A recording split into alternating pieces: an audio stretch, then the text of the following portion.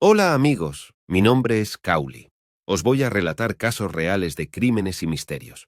Me gustaría contar con vuestra participación, dejándome comentarios sobre cada caso, o si conocéis alguno del que quisierais que os hablara. Asimismo, no olvidéis suscribiros, dejar un like y darle a la campanita para no perderos ninguna de mis historias. El enigma sin resolver.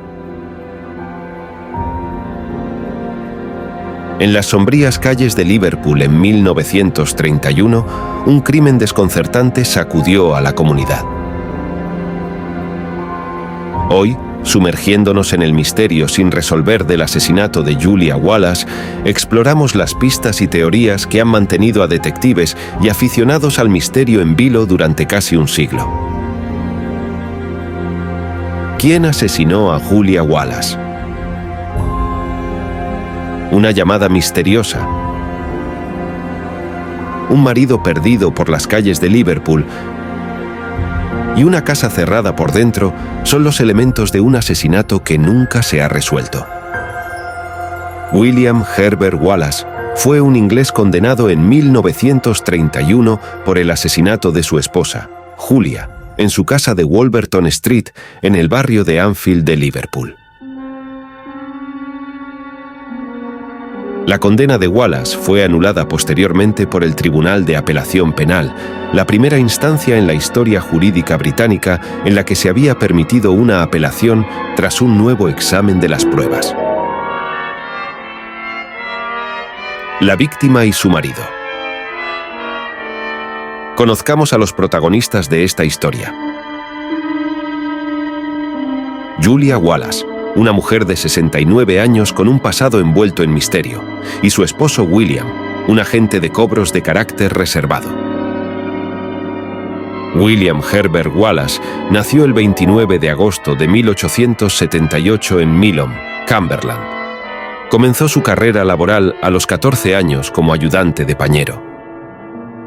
Tras completar su aprendizaje, trabajó en Manchester, y luego fue trasladado a Calcuta y posteriormente a Shanghái por la empresa Whiteway Laidlaw. En 1907, un problema renal lo llevó de vuelta a Inglaterra, donde se le extirpó un riñón. Después trabajó para el Partido Liberal y se convirtió en agente electoral en Harrogate, donde conoció y se casó con Julia Denise en 1914. Durante la Primera Guerra Mundial, Wallace se unió a la Prudential Assurance Company en Liverpool como agente de cobros, trasladándose allí con su esposa. En Liverpool trabajó en el barrio de Clubmoor y dio clases de química a tiempo parcial, además de dedicarse a sus aficiones, que incluían la química, la botánica, el ajedrez y la música. Con respecto a Julia, esto es lo que se conoce.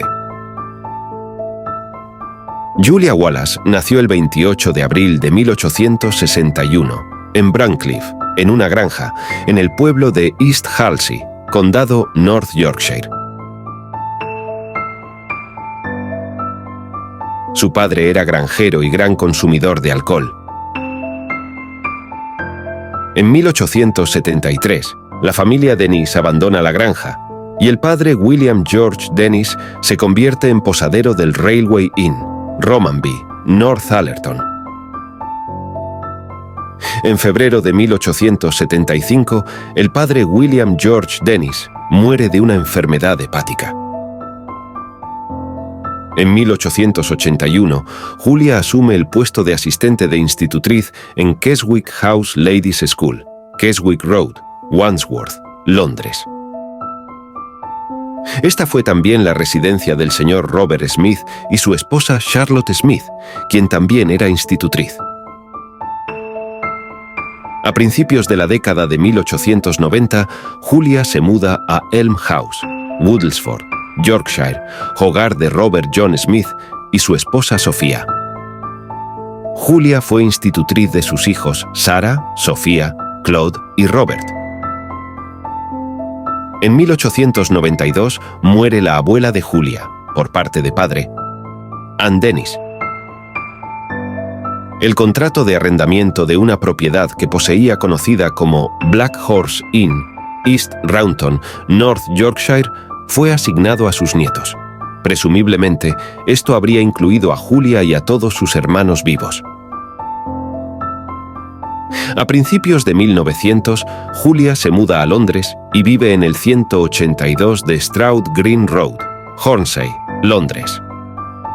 Su casa es un piso encima de una tienda llamada Taylor's Drug Company, Limited. En 1908, Julia había regresado a Yorkshire y vivía en el número 5 de Dragon Parade, Harrogate. La hermana de Julia, Annie Teresa, se había ido a vivir con ella. Estuvieron juntas hasta 1910.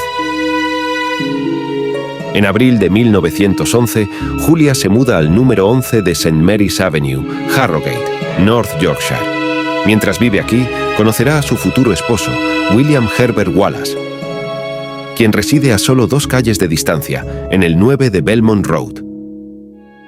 El 24 de marzo de 1914, Julia se casa con William Herbert Wallace. De ahí en adelante ya conocemos su historia. En marzo de 1915, Julia y William se mudan al 26 de Pennsylvania Road, Clubmoor. Clubmoor era un distrito relativamente pobre. En julio de 1915, apenas un par de meses después de mudarse al 26 de Pennsylvania Road, Julia y William se mudan al 29 de Wolverton Street, la residencia en la que permanecerían por el resto de la vida de Julia. Julia era una persona con numerosos talentos, especialmente en las artes. El salón de su casa estaba adornado con acuarelas que ella había creado.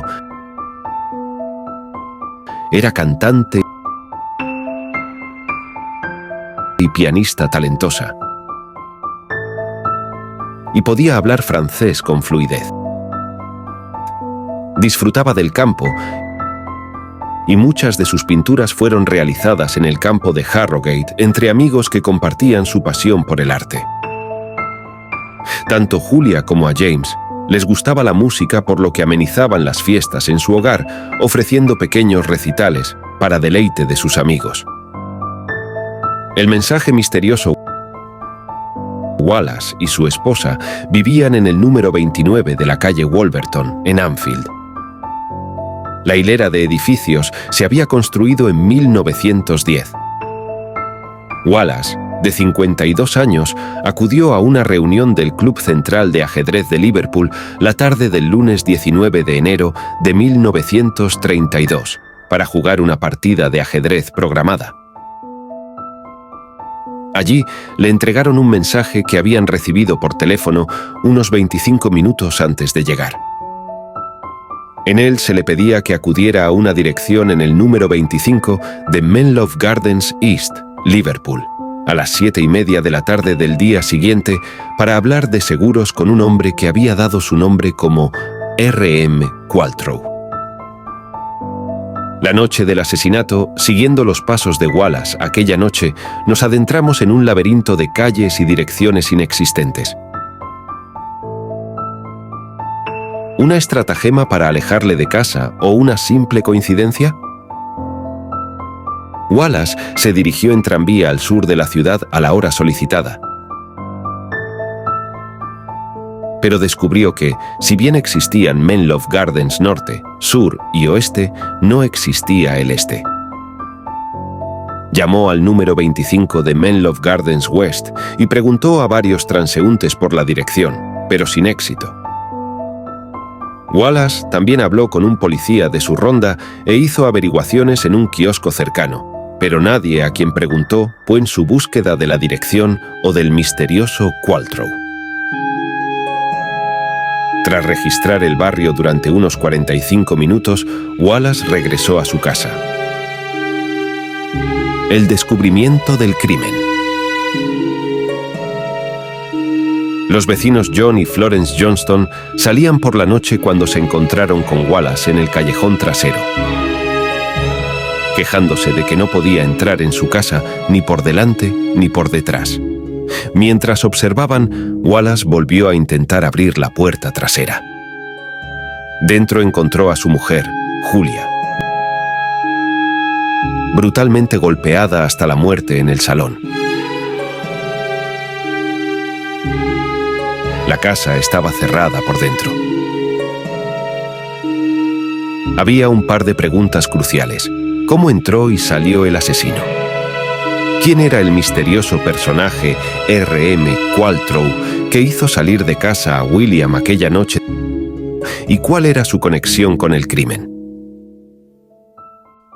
La investigación. La llamada se realizó desde una cabina telefónica Q1 situada a 400 metros de la casa de Wallace.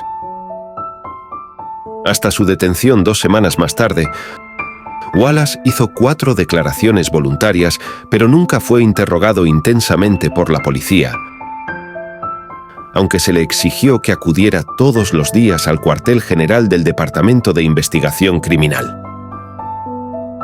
Se le hicieron preguntas concretas sobre si tenían criada.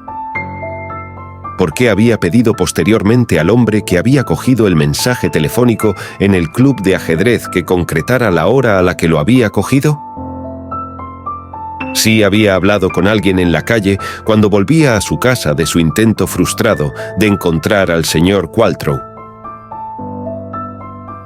La policía tenía pruebas de que la cabina telefónica utilizada por Qualtrough para llamar al club de ajedrez estaba situada a solo 370 metros de la casa de Wallace, aunque la persona de la cafetería que atendió la llamada estaba completamente segura de que no era Wallace quien estaba al otro lado de la línea.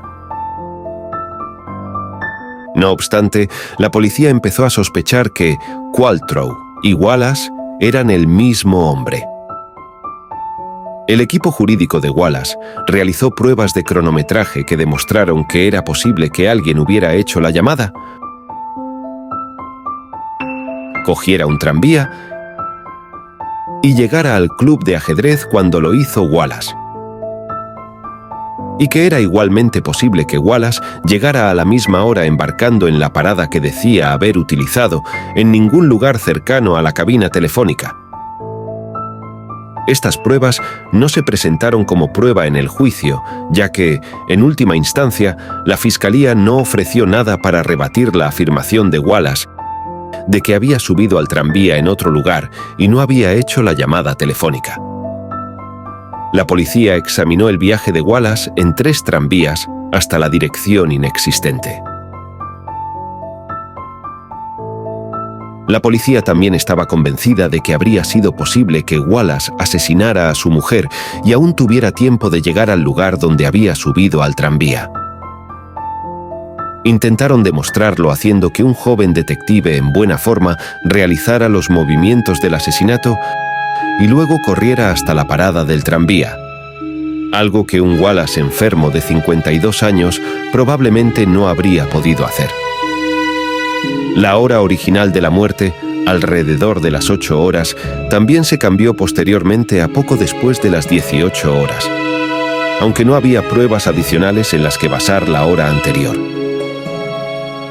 Un testigo, el lechero que afirmó haber hablado con la señora Wallace en la puerta de su casa poco después de las 18:30 horas, socavó aún más los argumentos de la Fiscalía, dejando a Wallace un margen extremadamente estrecho en el que podría haber cometido el frenético crimen, y sin embargo, salir sin sangre y sereno solo unos minutos más tarde para coger su tranvía.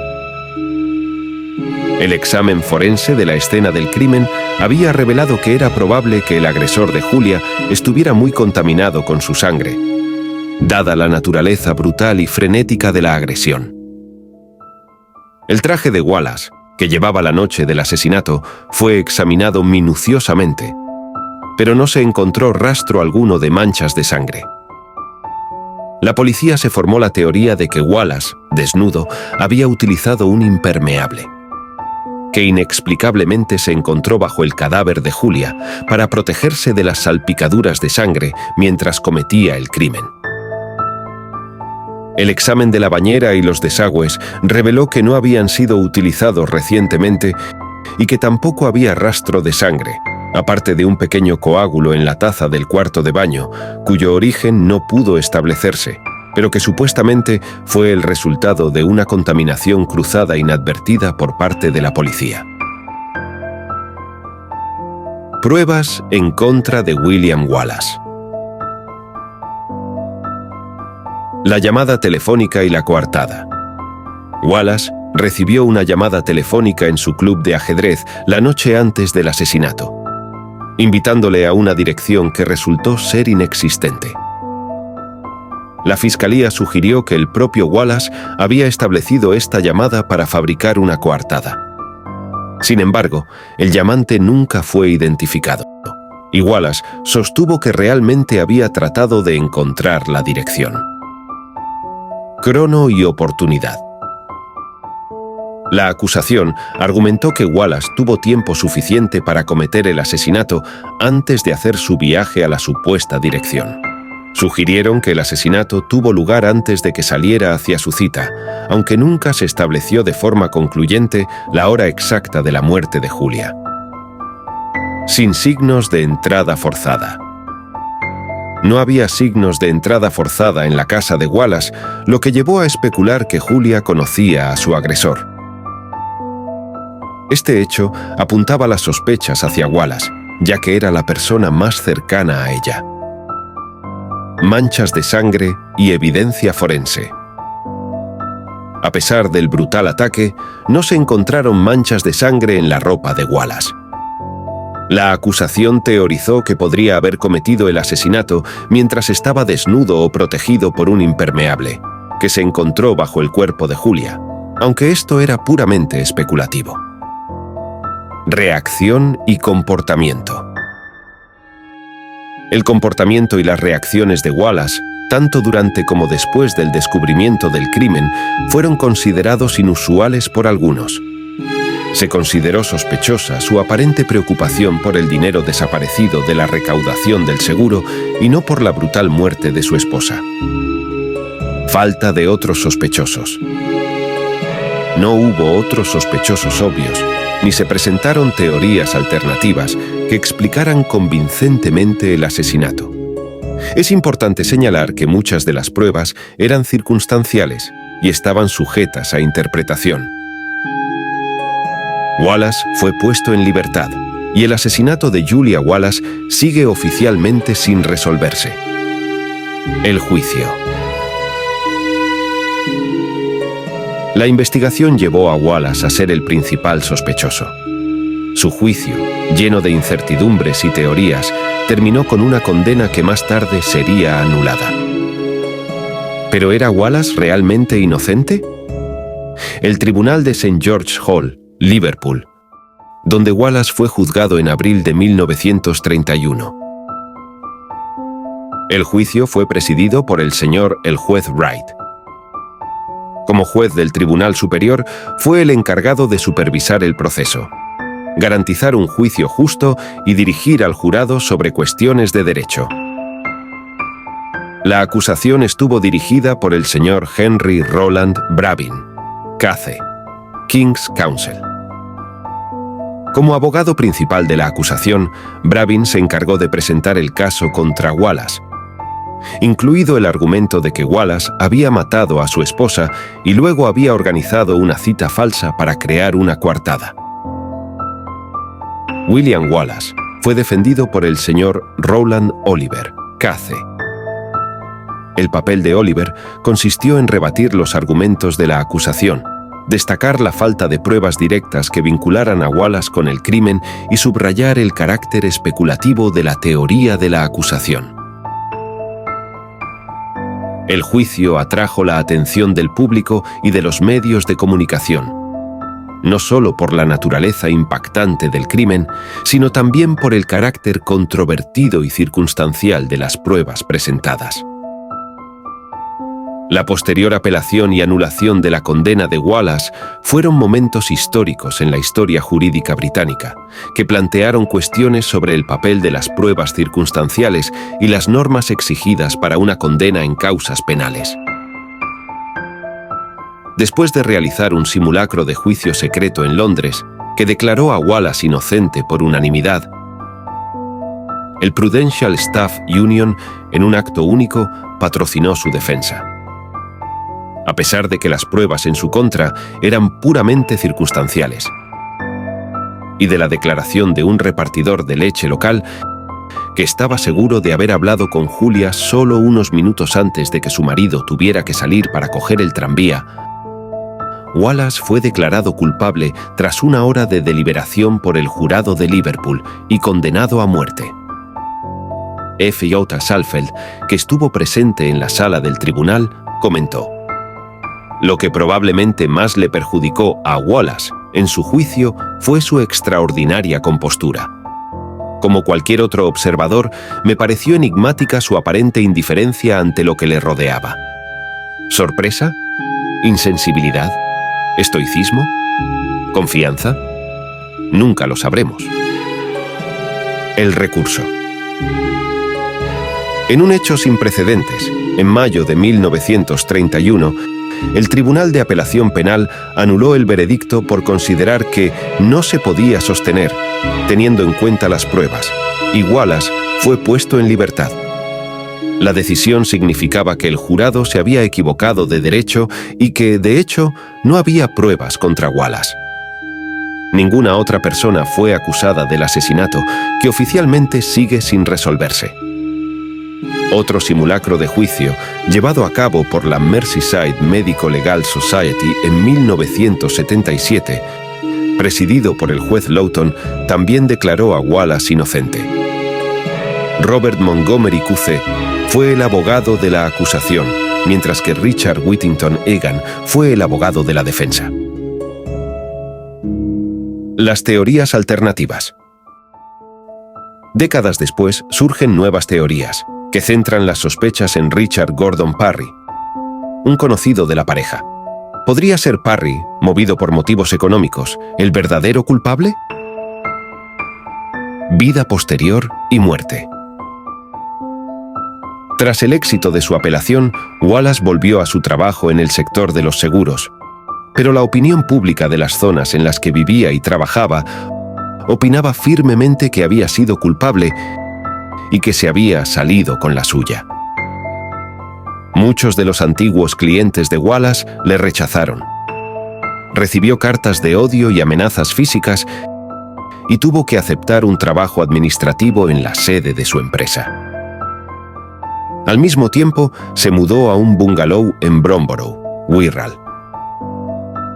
Sus diarios privados hablan de su angustia por la pérdida de su esposa y de si se reunirían en la otra vida, y de su creciente creencia en la culpabilidad de un antiguo colega, y del temor incluso de que él pudiera ser asesinado por la misma persona. El testimonio de un colega, expresado en 1981, indicaba que Wallace había rechazado una operación que podría haber prolongado su vida. El 26 de febrero de 1933, menos de 2 años después de la apelación, y todavía empleado de Prudential, William Herbert Wallace murió a los 54 años de uremia y pielonefritis en el hospital de Clatterbridge. Fue enterrado en el cementerio de Anfield junto a su esposa. El asesinato de Julia Wallace sigue siendo uno de los grandes misterios sin resolver de la historia criminal. Un enigma que sigue desafiando a los investigadores y alimentando la imaginación de quienes buscan respuestas en las sombras del pasado.